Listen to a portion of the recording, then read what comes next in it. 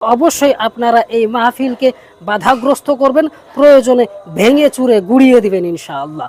ওই এলাকায় কি একজনও সুপুরুষ নেই? সবাই কি কাপুরুষ? চিন্তা করা যায় মহিলারা নাকি ওয়াজ মাহফিল করবে। বাপ রে বাপ।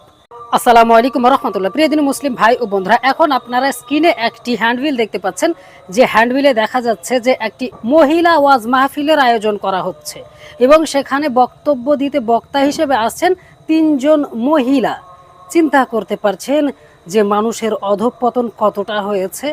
এবং সবচাইতে দুঃখের বিষয় হচ্ছে এটি মুর্শিদাবাদ জেলায়, অর্থাৎ আমাদের প্রাণের জেলায় হচ্ছে। আমি বেশ কিছুদিন আগে একটি মহিলাদের জলসা শুনেছিলাম, সেটা ভাইরাল হয়েছিল। ওটা বাংলাদেশের একটি ওয়াজ মাহফিল ছিল সম্ভবত, এবং দেখেছিলাম এই ধরনের একটি হ্যান্ডবিল।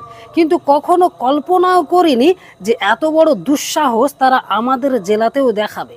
আমি শুধু একটা কথাই ভাবছি যে যেই এলাকায় এই জলসার আয়োজন করা হচ্ছে, ওই এলাকায় কি একজনও সুপুরুষ নেই?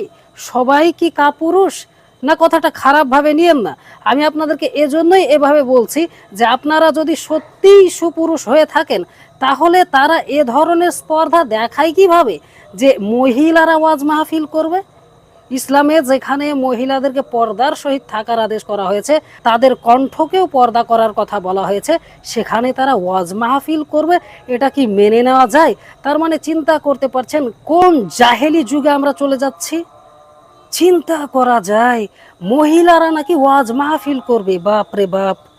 যাই হোক, আমি শেষে একটা কথাই বলবো যে দেখুন, ওই এলাকায় যারা সচেতন মানুষ আছেন, যারা নিজেদেরকে পুরুষ দাবি করেন, যারা নিজেদেরকে মুমিন দাবি করেন, যারা নিজেদেরকে আল্লাহ রাব্বুল আলামিনের বান্দা দাবি করেন, যারা নিজেদেরকে ইমানদার দাবি করেন, যারা নিজেদেরকে রাসূলুল্লাহ সাল্লাল্লাহু আলাইহি সাল্লামের উম্মত দাবি করেন, যদি আপনার ভিতরে ছিটে ফোটা জজবা থেকে থাকে, তাহলে অবশ্যই আপনারা এই মাহফিলকে বাধাগ্রস্ত করবেন, প্রয়োজনে ভেঙে চুরে গুড়িয়ে দিবেন ইনশাআল্লাহ।